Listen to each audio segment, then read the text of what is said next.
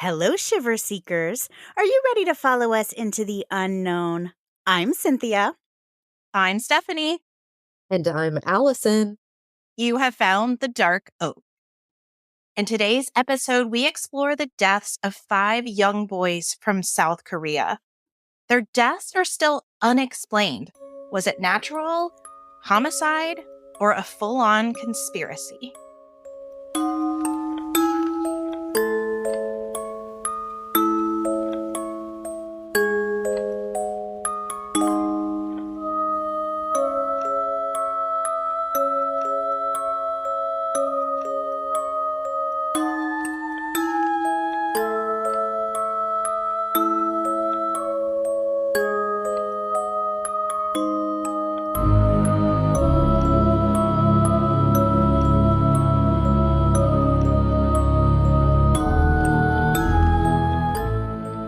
Welcome to the Dark Oak, the mystery podcast with purpose. Each month through our charity called the Branch of Hope Foundation, we give a portion of our proceeds from our Patreon and sponsors to a nonprofit related to the first episode of the month. To find out more, head to our website, thedarkoak.com, or our Instagram, The Dark Oak Podcast. And today we are very excited. We have a very special guest with us, Allison from Coffee and Cases. Allison, thank you so much for being here. Thank you so much for having me. I'm so excited. We just recorded an episode presented by Allison, which was incredible. I can't wait for you guys to listen to it. And she referred to us as, what did you say, podcast twins? Yes. Which I think is totally appropriate. Such a compliment. Stephanie and I were just giggling about that. Like, she called us twins. Podcast twins. Well, I've certainly said that before. And Shiver Seekers, you know, Cynthia and I mean, we are like the little engine that could here. But Allison and her co-host, Maggie, have an amazing program. And they've been doing this for years. They are forging the way. And Cynthia and I are using them as an example of who we want to be. So when I say we're really excited to have her on our show, we're really excited. Allison, do you want to take a chance You're to too complimentary. talk about... No, it's all well-deserved. Do you want to talk a little bit about your podcast? Again, they are the Kentucky version of us. Allison and Maggie are just wonderful and huge advocates for victims, which, you know, here at the Dark Oak, we're all about. But kind of tell us a little bit about where you guys come from. Sure. My co-host and I, we both began as English teachers who taught in classrooms right beside one another. So we always enjoy reading stories, but, you know, in thinking about teaching our students and finding messages about life and purpose, that's, I think, what really drove us to the stories of unsolved cases and wanting to fulfill what we felt was our purpose. And that is to help as many people as we can by getting these stories out there. And so we just wanted to become another voice alongside those families to share information, to push for answers, and to do what we could. As teachers, I feel like, you know, we're all about helping society. That's kind of our goal. And so this was an easy branch off of what we already felt was our calling. So we're very excited to share cases each week, to speak with families, and to do collaborations like this one, which help even more to get the word out. And I do want to give a little shout out right now. I hope it's okay, for a conference that is coming up. If your listeners, I know we've told ours about it, are interested in attending, is a little bit different than Crime Con, where the focus is more on the podcasters themselves. There's a conference called Advocacy Con that is coming up in March. It is in Indianapolis, and the focus is on helping families share those stories. So if you're interested in attending a true crime conference, that would be a worthwhile one to attend. Oh, that's fantastic. And we always, as a podcast, really look on ways to, again, advocate for the victims and to not in any way be exploitive. How can we help further this story in a positive way? And you and Maggie do that. And I believe this conference is going to do the same. Yeah, so it's wonderful. I do too. Yeah, thank you so much for mentioning that. Yeah. Well, I'm going to go ahead and tell you the story today of the Frog Boys. Is this a case? either of you are familiar with? I am not familiar with it. I'm intrigued on how they got the name the Frog Boys. That's a bit peculiar. Well, we'll get there.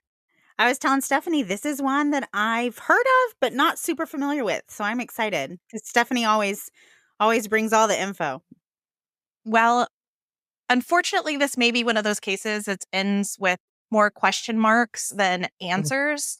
But these families that I'm going to tell you about are the real deal, and they really deserve answers. And I feel really compelled to keep this story out there. So I'll go ahead and get into it. On Tuesday, March 26, 1991, South Korean schools, campuses, and workplaces were closed as it was a public holiday. This day was special as it marked the first local democratic elections held since the fall of the country's military dictatorship, making these elections the first the country had held in 30 years. While adults were occupied casting their votes, many children enjoyed their holiday playing outdoors. This was the case for 6 children from the city of Daegu. These young boys were all tight friends as their families lived closely together in the same village. Their houses, in fact, were so close together, they even formed a little circle. Oh, that's cute. The boys often hung out together and played near the paddy field in front of their neighborhood. As one of the boys' fathers would later say, quote, "The boys were closer than brothers," end quote. Around 9 a.m., the friends set out on an adventure to find salamander eggs. The 6 friends were 13-year-old Cheo Won-woo, 12-year-old Ho Yeon-chu, 11-year-old Yeo-gu Kim, 10-year-old Chan In Park, 9-year-old Jong-sik Kim, and 9-year-old Tae Ryong Kim. Later in the morning, 9-year-old Tae Ryong decided to head back home because he had skipped breakfast. He briefly met back up with the boys, but decided to head home again when they started venturing further away from home. The 5 boys had a 1 p.m. taekwondo lesson at the local academy later that day. When they didn't show, the instructors contacted their parents. While this wasn't an immediate cause for alarm for each individual parent, when all 5 parents learned that their children were missing, it became a much larger issue.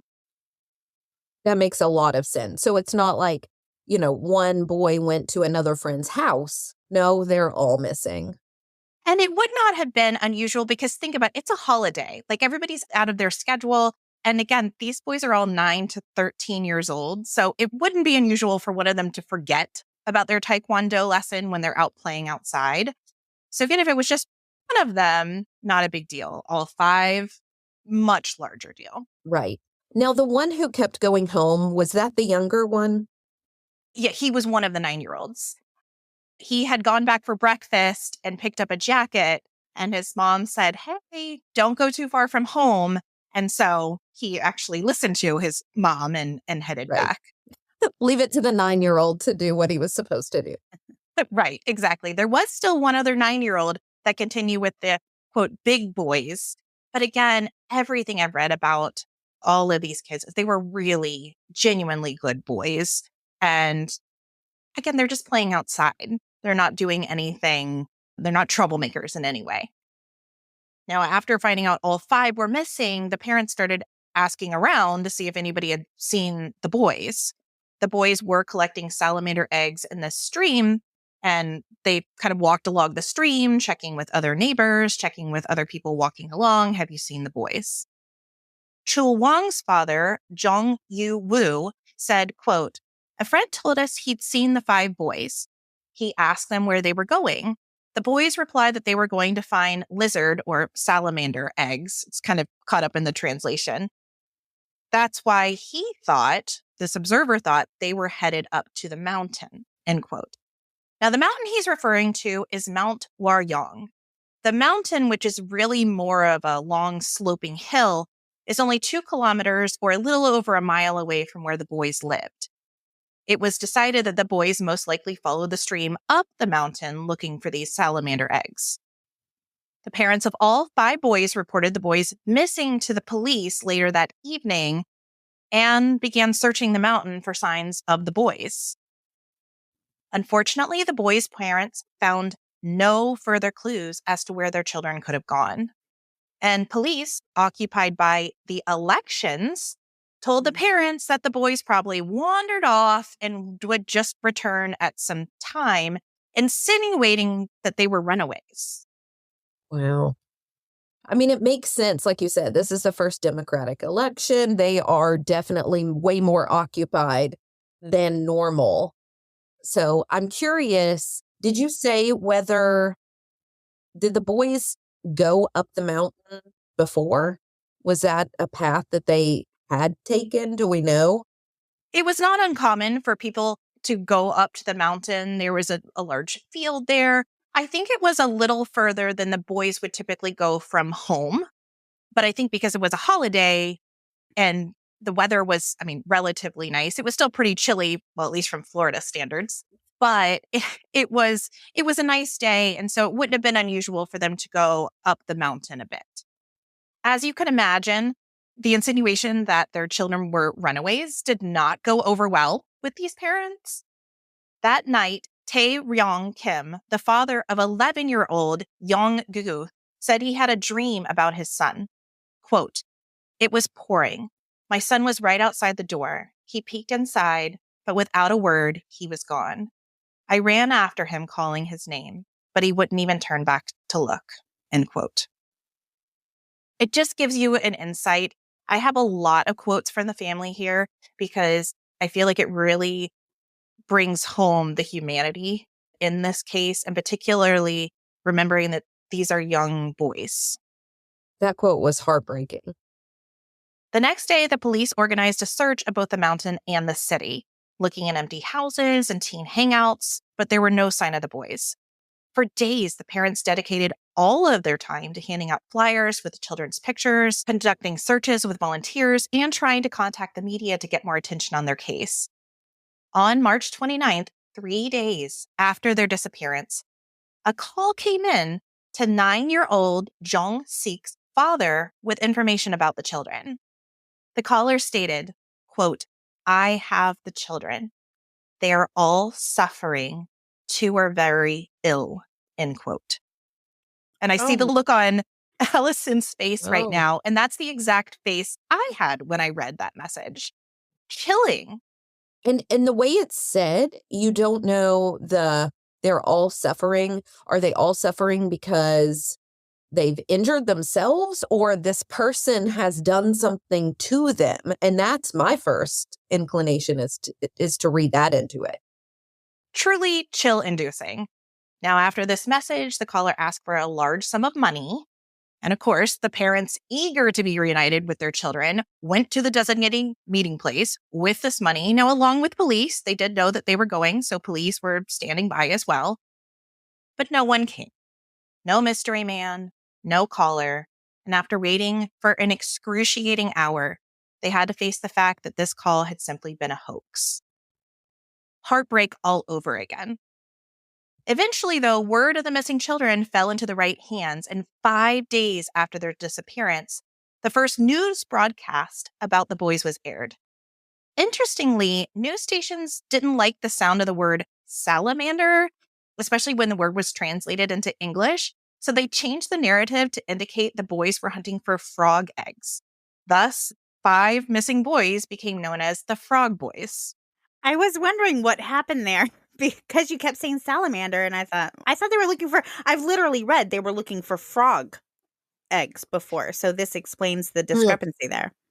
I just think it's very interesting. The first few news articles, they said, yeah, that sounds good. Let's go with that. And now this change that doesn't even accurately present what was going on is their identity. I know. Oh. Within days, the story of the missing Frog Boys became national news. Jang Jun-yong, a budding journalist at the time, recollected the media coverage. Quote, "Every life is important, but this case was extraordinary because it was about 5 kids." End quote. However, the police had developed a reluctancy to help search for the boys. On May 4th, over a month after the boys vanished, the parents participated in a news program called The Square of Public Opinions. The rare nationwide event aired live from the boys' Seong-seo Elementary School. In it, the parents expressed their dissatisfaction with the investigation. They protested, for example, police pamphlets that still labeled the boys as runaways. A full month later. During this live event, something very unexpected happened. A call came in from someone claiming to be one of the boys.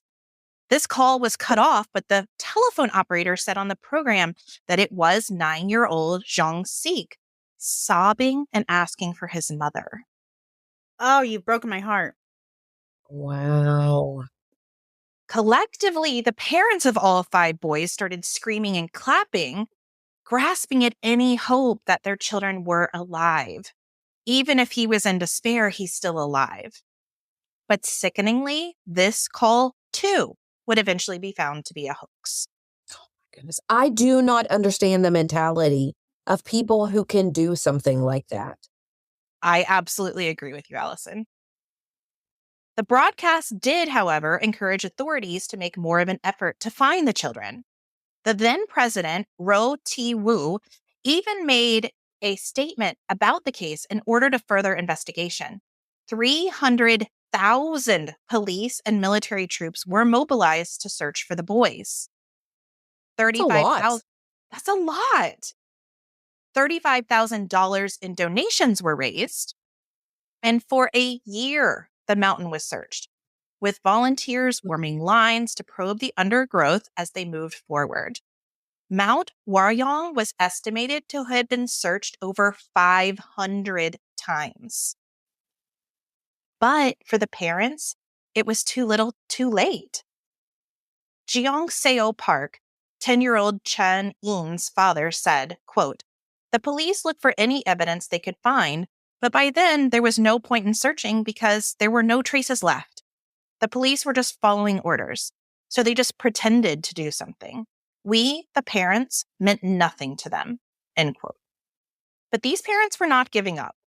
Collectively, all 5 fathers quit their jobs, rented a lorry, plastered pictures of the children all over it with words that read, "Please help find our missing children," and they drove it all over the country. These 5 men literally picked up their entire lives and drove around in this plastered truck, bringing awareness to their missing children. I feel like that not only shows the level of desperation, but it also shows a lot of faith that their actions will lead to something positive, will lead to finding some sort of clue. Exactly. Park recounts, quote, "We could do nothing more. We couldn't get any help from experts, so we handed out pamphlets in public areas," end quote. They just did what they could do. They said, this is what's in our power to do, and we're going to have no regrets. We're doing it. Day after day, the men drove through the streets, handing out pamphlets and providing interviews to reporters. While the men presented a composed exterior, inside they were all crumbling apart. 11-year-old Yeong-gu's father's skin slowly took on a pale blue hue as he became addicted to sleeping pills. In a later interview, he said, quote, "I was scared that I might encounter my son in my dreams. I felt helpless as a parent. I couldn't see the point in living anymore," end quote. The other fathers often turned to alcohol to numb the pain of having lost their sons, but all 5 continued to press on. A year after the boys' disappearance, the men started to notice that reporters were not the only ones taking notes during their media events. Ju Bong-na, the chairman of the National Organization of Finding Missing Children and Families, was traveling with the 5 fathers when he started to notice strange attendees at each event. At one event, he casually asked one of these men who they worked for, as in, "Are you a reporter or are you representing the media somehow?" The man simply took out a card and handed it to Ju Bong. The card had a name, a phone number, and the title of manager, but nothing else. That is ominous. Manager. Okay. Of what? Okay. Wait. Very good question. Jubong later said, quote, I saw the same person again at several media events. I later found out that he was from an intelligence agency, end quote. Now, if that doesn't make your hair stand up, I don't know what would. Yeah, this case just took a turn I wasn't expecting. Wow. The fathers were being followed by men who were recording their movements and their interviews. Jeong Seo Park, Chan Eun's father, said, quote, they even sent some people to our homes and reported everything to their bosses. Who on earth treats the parents of missing children like this? Instead of suspecting us, they should have been searching for the kids. What they did to us was absurd. So I think the father's takeaway was that somehow they were being suspected of having harmed their children. But I do wonder if this was, again, some kind of conspiracy, if these weren't maybe hired hands to make sure they weren't getting close to the actual assailants. I think that's a good point, Stephanie, because I get why they felt that way. And if that was where my mind went, like, why would somebody from the intelligence agency even be following them unless there was a suspicion that they were involved? But I think you're right. I think that's another possibility. We need to make sure that they don't get close. And again, not knowing who this manager is managing for, it's very hard to say. At one point, these mystery men said they were protecting the parents, but no one really believed that. With each day they were followed, they began to suspect more and more that the answers to their sons' disappearances were still up on Mount Waryong. See, up on Mount Waryong was an army base. To the right of the base was a pond, and above the pond was a shooting range. On the day of the boys' disappearance, Cheo Wan's friend heard a gunshot and then a scream and then silence.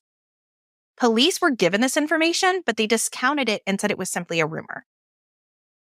Suspicion was additionally aroused, at least for the parents, because for all the times Mount Waryong was searched, the military base and shooting range was never searched and the military was never questioned. Now, I do wonder to what extent local police would likely leave a country's military bases alone because they have their own set of laws and procedures and those who are in place to make sure that those laws are followed. And so I do wonder if there was normally an agreement and maybe that's why they didn't question.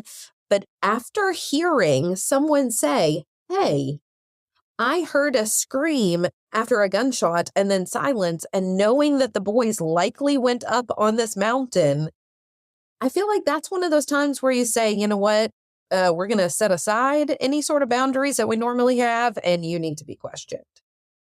The fact that the mountain has been searched 5 times, I believe you said, and only this 500 times. 500 times, and only this one area of it has not been searched. Okay, can we contact the military base and just ask for permission to take a look around or ask them to do the same thing? That seems reasonable to me. I think it's important to take into account the political climate in Korea at this point, because again, remember, they're just now getting any kind of democracy. And previously, they were under dictatorship, which was a military dictatorship. So the military was in charge of everything, including the police departments. So while it was shifting to, again, be more democratic, where the military had to be accountable, if you will, it was still an uncomfortable situation if you're the police force to now go in and start inquiring about military involvement. So I think that kind of clouded some of this too. Is nobody's really sure who's in charge or who is accountable to who or who could be even held responsible. I feel like, unfortunately, it kind of got caught up a little bit in that. So I do think the police force was a little inept, but I think there was a little bit of cowardice, and maybe rightly so, honestly, to go and interrogate the military. I can see why that would be intimidating. Absolutely. The fathers, though, were not intimidated by the military. They said, Good we for don't them. care. We don't care. So they started telling anybody that would listen, I think the military is responsible. And I think they're sending these guys to check us out. And I think they're the ones that are responsible for our son's deaths or disappearance or whatever happened. However, again, in this intimidation situation, even news stations were hesitant to even publicize. They thought the military might be responsible. And eventually, news stations stopped even covering the cases of the missing boys and wouldn't even do interviews with the fathers, because really at this point, that's all the fathers have left to go on. That's kind of like the one stone that hasn't been looked under. And eventually they just got squelched. That's so sad. And they're already so helpless, quitting their jobs, literally just driving around trying to get any shred of help they can, and then to not even have a voice anymore. It's just, I can't even try to put myself in their situation. Additionally heartbreaking was the condition the fathers found themselves in after 2 years of driving around their country searching for their sons.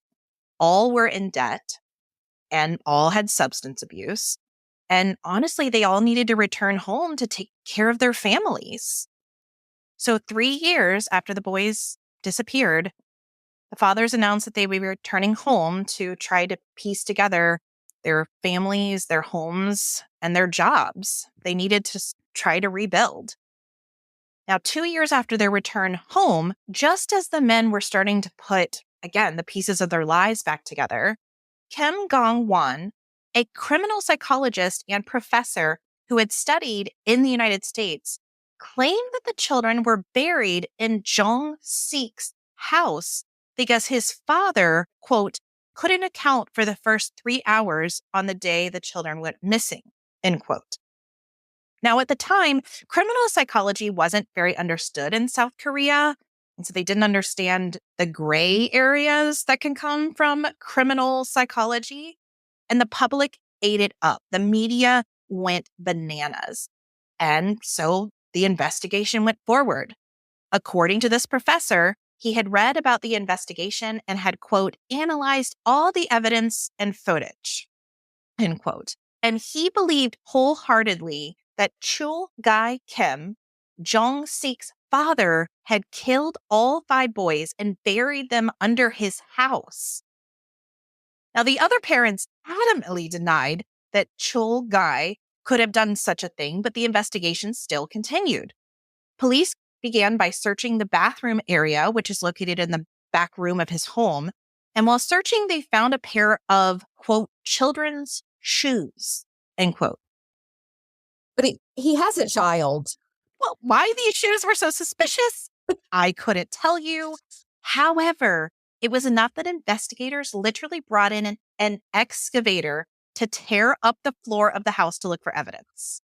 According to Ju Bong Na, the chairman of the National Organization of Finding Missing Children and Families, quote, Jong Sik's father was in agony. And people thought, could he really have done all this in 3 hours? End quote. It just doesn't make any sense. No. Maybe they're just in such a hurry to close the case, especially if there is a cover-up of some sort going on. Maybe they're just in such a hurry to find an answer that any potential answer is something they want to look more into. Or, yeah, what Cynthia said, just to divert attention. Let's just, whoa, like a magician. This is going on over here. Oh, look over here. Like a smoke and mirrors. Yeah. Yeah. I just find it incredible that this man who literally gave up his job to drive around the country for an entire 2 years finally comes back and again is addicted, has substance abuse issues because of this. And you're going to go and destroy his life based on a hunch. The media, of course, was there filming the excavation. And many people had gathered around to watch, including Kim Gai-won, the psychologist, who had claimed that he was the killer. And the house was completely turned upside down, basically ruined. There are pictures that I'll share on our social media account. His house has no floor. But guess what they found? Nothing? A big fat nothing. And it's not like people don't understand this. When the police come in and they do these excavations, they don't pay to have it fixed. Oh, no. Oh, absolutely not. And this was literally demolishing his house.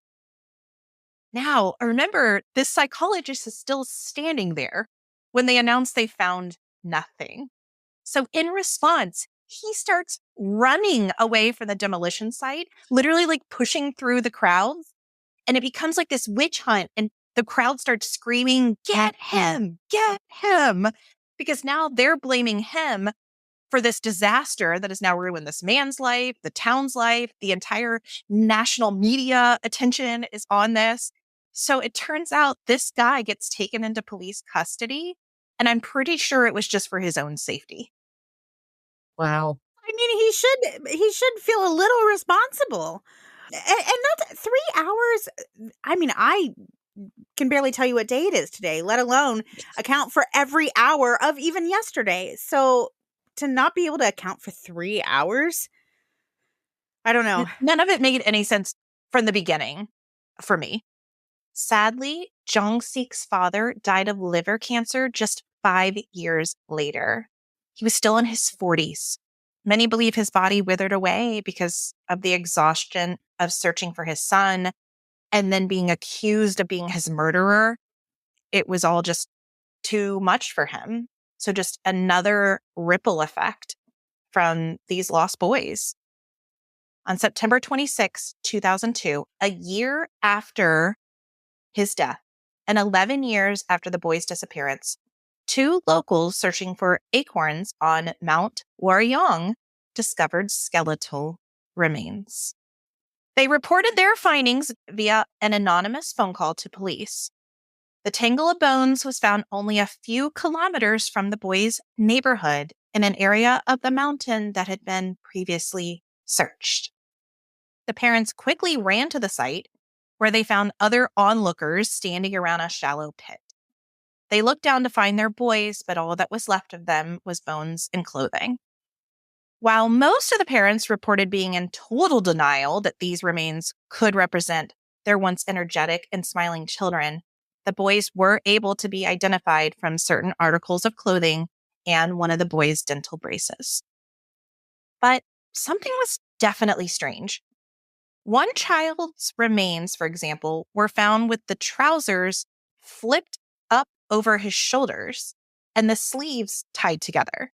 When the knot was untied, empty cartridges and unused bullets were found. While local police excavated the scene, forensic scientist Chae Jong-min, a professor at Gyeongbuk University, traveled to the crime scene.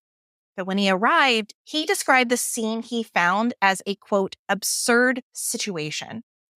After excavating the remains, instead of arranging the bones to make a complete body, the police instead had started categorizing the bones. As in, put all the skulls right here and put all the long bones over here. Wow. And they didn't even put them on like a tarp or anything. It was just on newspaper. So in the 2 to 3 hours it took for the forensic scientists to get to the scene, the police department had completely destroyed a possible crime scene. It was another heart-rending experience for Tae Rong Kim, the father of Yong-gu, who said, quote, I had already cried so much by then. How dare they treat the bones like this by arranging them in piles, then call on us to look at them and ask us whether this is our child or not. We couldn't do anything, so we became angry. The police had the law on their side. As parents, we had no power, end quote. The excavation was not the only thing the police were called out on, even by the media. A day after the remains were found, the police chief said hypothermia was the most probable cause of death. But all we have is skeletal remains? hypothermia causes, bullet casings to be tied up in a shirt because, last I checked. Well, and how would they have determined that Accurate. when all we have is skeletal remains? Like, how would they even have determined that? Great They point. haven't even had time to do any forensic Right. analysis of the remains. They just came out and said, well, hypothermia, guys. Got it. I mean, I understand if it that might make sense, but it's a little early to say that, I think. But again, we have bullets tied up in our clothing, so we have bullets tied up in clothing. Yeah. And this is an area that has been searched several times over. So you're telling me it's hypothermia, but if it's just hypothermia, wouldn't they be, on the surface? Sure, because they were in a pit, right? So were they covered? They were covered. Now, I don't know. And it had been 11 years. So maybe some natural settling had occurred. But anyway, this does not scream hypothermia to me. No. Speaking at the scene, the police chief told journalists that the lowest temperature recorded at the time was 3 degrees Celsius or 37 degrees Fahrenheit. But, quote, when it rains in the morning, the wind chill factor would have lowered the temperature and the bodies were huddled together, end quote. Because the bodies were all found together. Could the bullet casings and such, could that have been something the little boys found? Because if my boys found something like that, that would be a treasure. So is it possible that while they were up on this mountain, maybe they found something, maybe from the military base or who knows from what? And, could that explain those items being with them? And then it gets cold and then they huddle together. Like, could both be true? Just a thought. Yes and no. So your first suggestion about the boys picking up bullets and bullet casings, yes, that actually does fit into a theory that we'll cover later on. But the hypothermia theory, again, they're not that far from their home. Right. Wouldn't they just go home? And this is a very well-lit area. So unless there was an injury of some kind, I can't imagine why they just would have stayed there. And even if there were an injury, there are 5 of them. If one of them is injured, they could carry that one home or go get help or something. You're right. So, it just doesn't make sense why they would have huddled together. But based on the way the bones were found together, that seemed to be what they were grasping at. Now, this insistence that the children died from natural causes prompted a team from the Korea Alpine Federation, who are often called in for emergencies because of their experience in mountainous areas, to check the site. They were certain it was not a hypothermia case. Rescue team director Choi Won-seok said, quote, "This area isn't high up at all. It isn't even 100 meters from the streets. Just use some common sense. If it was cold and raining, it would have taken only 5 minutes for the boys to run home," end quote. Which feeds in exactly what we were saying. They were close to a street. They were close to their house. Even if there was an injury, the other boys could have run home to get help. So them just all 5 staying there doesn't fit for me. And they're literally 5-minute walk from their house. 11 years later, they're found 5-minute walk from their house. Maddening, isn't it? And I'm sorry, were they buried? Yes. Okay, they were buried. They were buried. I don't think it was. They were covered. The men that were picking acorns that eventually stumbled across the grave, they actually found it because there were a few pieces of clothing kind of sticking out. And they were like, what is this? And then they realized they were attached to skeletons. Yeah, it was very shallow, but they were absolutely under a level of dirt and vegetation. Now, again, I don't know if there's natural settling on this hill. Could it be possible that if they were laying on the surface, residue fell on them, dirt fell on them, vegetation grew over them? Is it possible? Yes. I mean, it's been 11 years. It has been 11 years, so it's possible. But it also seems strange if they were that close to the surface that during none of these searches they hadn't been found. That's what was going through my mind. I was thinking either this mountain that was searched 500 times with no one finding them, their remains had been moved there later after the media attention had shifted elsewhere. People stopped paying attention to it. But I also do wonder, maybe it was searched. Maybe they had been there the whole time, because in seasons of heavy rain, for example, that could have eroded that area enough, maybe where clothing stuck out or something like that, where now we find them. It's possible. Now, after the forensic testing had been done, the forensic scientist they called in, Chae Jong-min, absolutely disagreed with the finding of hypothermia. He said the strongest evidence of foul play was that, quote, if a child died naturally, the bones would have been found on top of the dirt. When a corpse is on top of the dirt, it rots or animals come and rip up the body, which means the bones would have been separated. However, the bones were all buried, which means that someone killed them and meticulously hid them. So we need to figure out why, and unfortunately we couldn't. So I think what he's saying, I think there's still a possibility it could have, like Allison suggested, been covered up by heavy rainfall or just growth of vegetation. But he's saying if they were on the surface, they probably would not have stayed as intact as they were.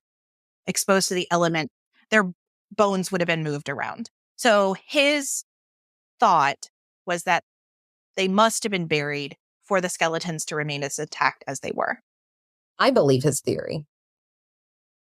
What was confirmed was that the bullets found with the bodies were from the Mount Waryong shooting range.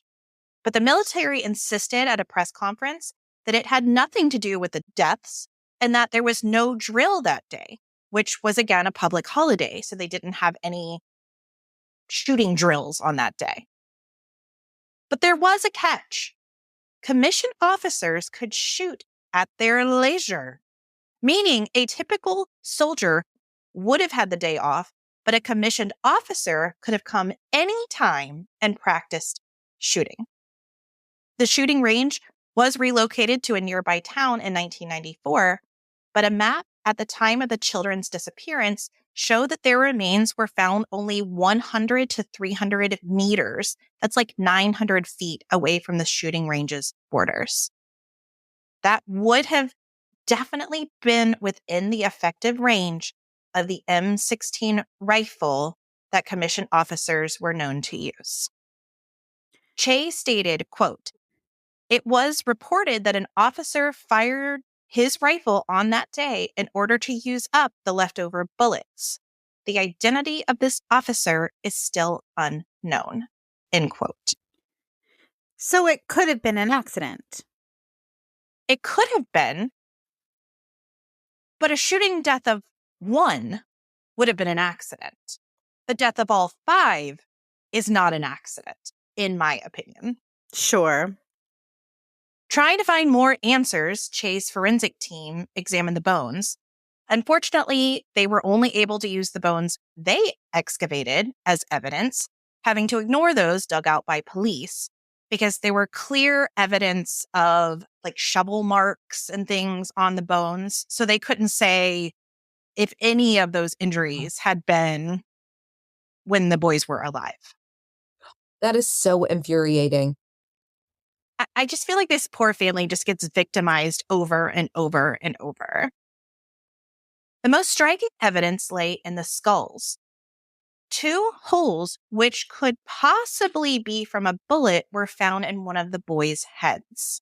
And they were on both sides of the skull, as in like possibly in an out hole. An exit. Yeah. However, they weren't able to conclusively say that's what this injury was from. In addition, the skulls of 3 other boys were found with blunt force injuries. Oh, wow. Okay, no accident. But not hypothermia and not hypothermia. Yeah, no hypothermia. Well, you laugh about that. We're going to talk about it later because the police department still says that's what it was. Unbelievable. As Chae surmised, quote, one child had his clothes turned inside out, which could mean that the culprit covered his eyes with the clothes, then murdered the children by hitting their head with some type of weapon. which I almost have no words for. That might be the worst thing you've ever said on this podcast, the most sad thing. On maybe a less terrible note, could it be possible that when the child got dressed that morning, especially if it was one of the younger ones, they just put their clothes on inside out? Because my 8-year-old, every time, everything is backwards and often inside out. It's just, It's a choice. possible, but this one was like over the head when it was found. Okay, So that's so not how they were wearing them. It was not how they were wearing them. Correct. I would like your theory to be correct, but I don't know that that was it. But here's the deal, guys. There was no blood found on any of the boys' clothing. So a head wound doesn't always result in blood, but a gunshot to the head sure would. So even if the boys that had blunt force trauma didn't necessarily bleed, you would certainly think if one of them had accidentally got shot and then the other were killed to cover it up, someone would have blood. I would think. maybe, I mean, what are the odds though? I would think to have blunt force trauma to the head, in most cases, there would be blood. I would think it would be less typical that there's no blood. So the fact that there's no blood on any of their clothing, none of them bled, Isn't that strange? that's very strange. So strange. So you're kind of think you're being led down this path of, okay, this is what happened, but then, wait, that doesn't fit. And all of their clothing was found with them. As far as all the reporting I saw, yes. Like their outer coats were still with them because the temperature was pretty chilly then and they still had their outerwear with them. Never mind. I was going to say they're going to a body of water. What if they had decided or dared each other to jump in and go for a swim and they had taken their clothes off when something happened and then... Yeah, this was a pretty chilly day. I think the temperature topped out on the day like 45 degrees Fahrenheit. So definitely not going for a swim. No. But that would have been a good theory. But they are getting in the water, right? At least hands and feet, because that's where they're think pulling out hands- the salamanders. Yeah, I think hands and feet, yeah, like little boys do. Right. Now, this forensic scientist, Che, added, quote, many experts assume that this was done by a psychopath. And I think what he means is there like a madman killer on the loose? And if it was a psychopath, there should have been other cases like this. But there's never been a similar case either before or after. And as we know, killers of this caliber don't just go 0 to 3,000. I mean, they have some kind of build-up point. And then once you got to this, the chances of somebody stopping without being stopped is pretty unlikely. That doesn't mean he could have been stopped in a way that we're not aware of. Maybe he went up committing suicide or was killed in some other way. But it does seem strange that this doesn't line up with anything else that has happened in their country before. And thank goodness it doesn't, honestly. Right. Thank goodness this is a one-off because this is rough. This is really rough. At one point when I was investigating this case, I called Cynthia. I said, why did I pick this one? Because both Cynthia and I have little boys. And I mean, my heart just broke for every one of these parents over and over and over with every article that I read. As speculation increased over the cause of death, the police reviewed all the case records from 1991 when the boys disappeared, but the investigation fizzled out when they couldn't find any more evidence. So 2 years after their remains were found and were stored at the University Hospital morgue, the boys had their funerals at last. Together, the parents donated the boys' skulls to Gyeongbuk University for medical research. They took the remaining ashes of all 5 boys to the Nakdong River so their children could, quote, float away into the Pacific Ocean, end quote. Okay.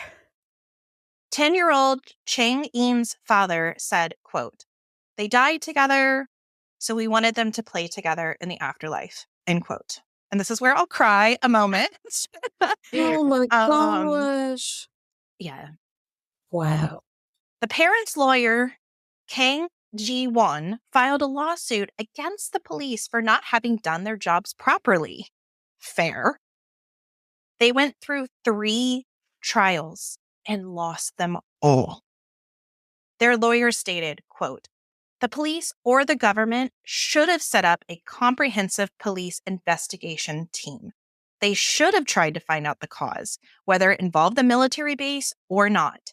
They should have investigated further," end quote. No one has ever been arrested in connection with the boys' deaths. And at the time of their death, the statute of limitations was only 15 years for first-degree murder. Oh, my goodness. Luckily, in 2015, South Korea removed the statute of limitations, which means any new evidence could lead to the police reopening this case. There's at least that. There's at least that. It's like that small glimmer of hope. But I still feel like this case is just going to get marred by this resistance of the military. So I'm at the point, ladies, we can talk theories. I think we've already pretty much squelched the hypothermia theory. Yeah, that's out in my mind. Right. Done. Out. Done. Yeah. What about this possibility of a madman being around? Like, could the boys literally have been at the wrong place at the wrong time? But in my mind, how do you get 5 boys to not run away? Like, Right. how do you corral them all? How do you hold them all? Maybe there were multiple assailants. I don't know. I'm just grasping at straws as to what might have happened. Even if you think the military was involved, it's not real clear cut here, especially because the lack of blood. Every time I think, oh, this is probably what happens, then I remember something else you've told us that I'm like, wait a minute, that doesn't work. That doesn't make sense. Right. And again, if it was this madman, how were there no other cases like it? I mean, that I can kind of see, because I think, like, okay, this has a little bit of like the West Memphis 3 feel. And that's not necessarily something, there wasn't like a string of those, I mean, those type of killings. So in that case, I can say maybe this is just like, the one that we're hearing about. But you bring up a really good point. 5 boys and nobody runs away. Even with a firearm, you're going to have a hard time corralling 5 boys. At the same time, I say that 9's pretty young. Like, I have an 8-year-old. He's going to do what a grown-up tells him to. Maybe some of the older ones maybe could have ran, but I don't know that even my 8-year-old would, if a grown-up is telling him, stand here, he might do it just because a grown-up told him to do something. Despite all the instruction I've given him to, Clean your room. No, Mom.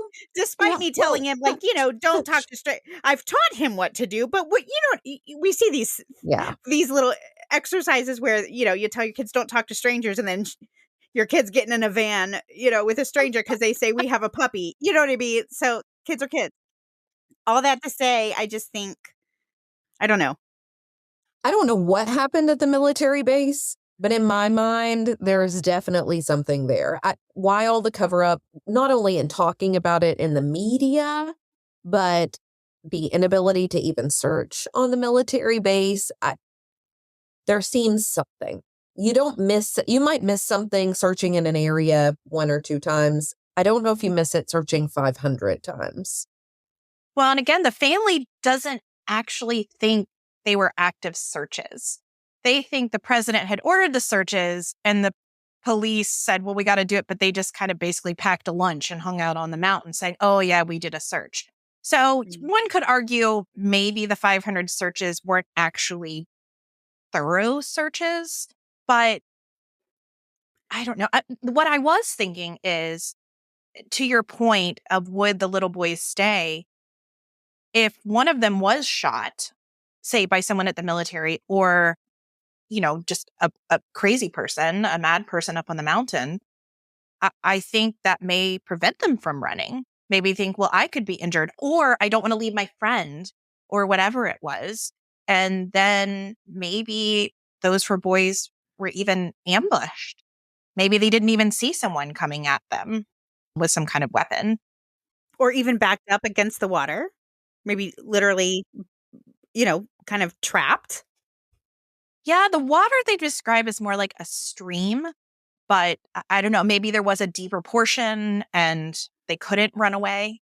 I'm not And sure. I mean, to your point, I feel like if whoever committed this crime did have my friend with a gun to their head, and they said, if you leave, I will murder your friend. I'm not going anywhere. Sure. And that's as an adult, let alone as a kid.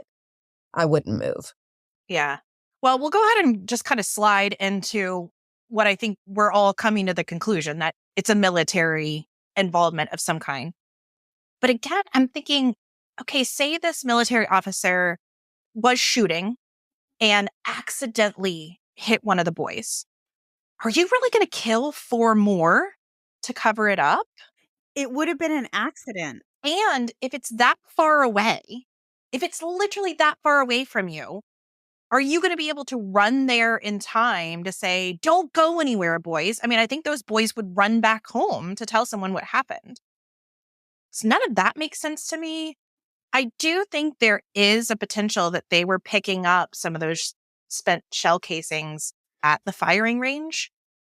Maybe there was a potential that someone didn't recognize them as kids and some overzealous patrolman shot them thinking they were a threat.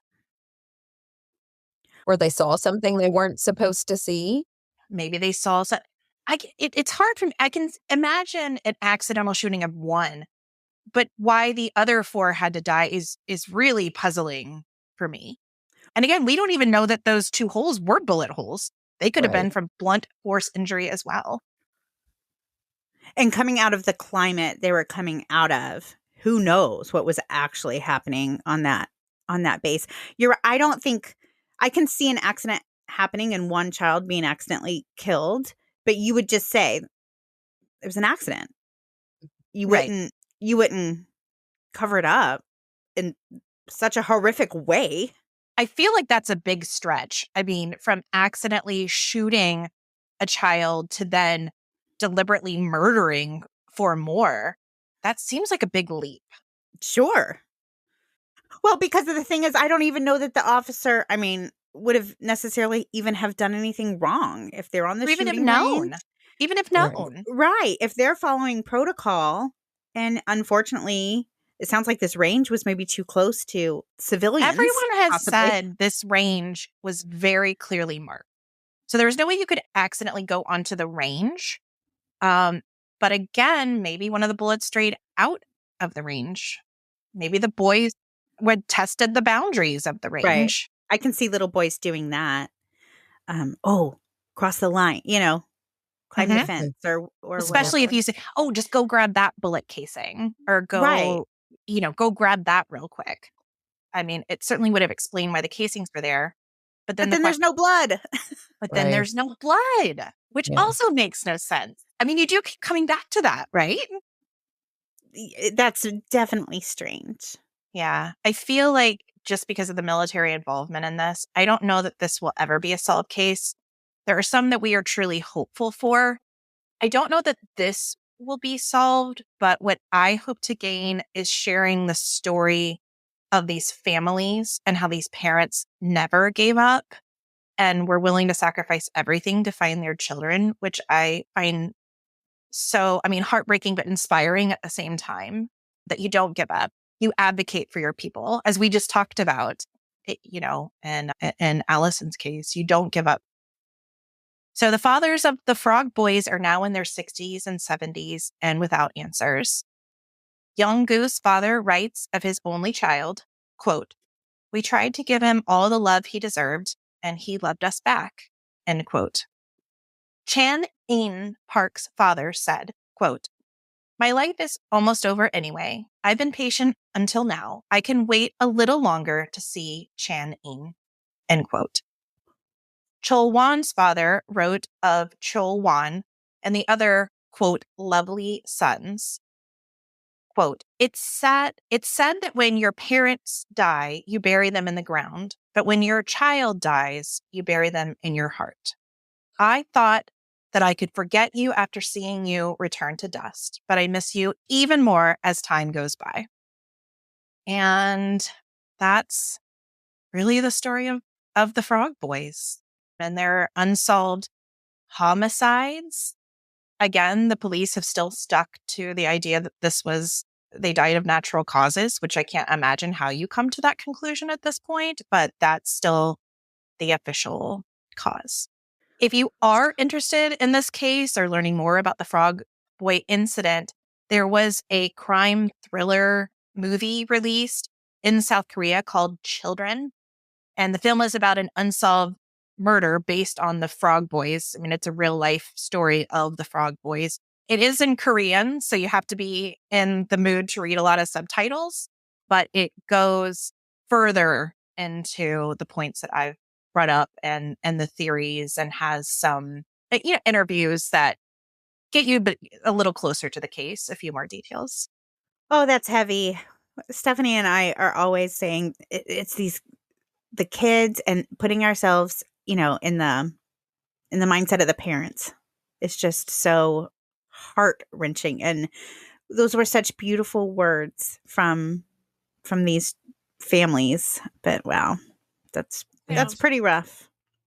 Our purpose is to share these stories, and there might never be answers, but you never know unless you try. Absolutely. Absolutely. And now there is a possibility. I mean, this case is, 30 years old now, but Right. there's always chance.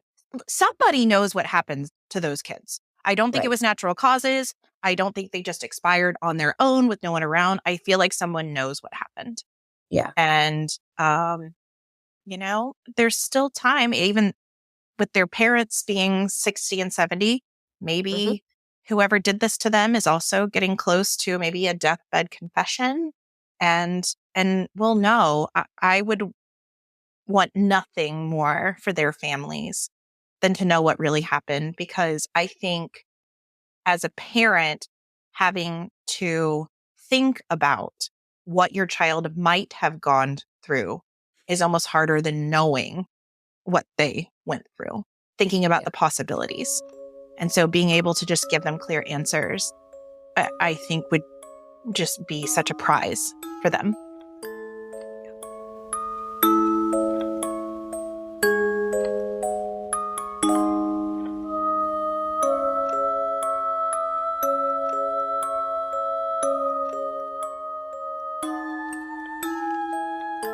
This episode of The Dark Oak was created, researched, written, recorded, hosted, edited, published, and marketed by Cynthia and Stephanie of Just Us Gals Productions, and made possible by you, our shiver-seeking listener.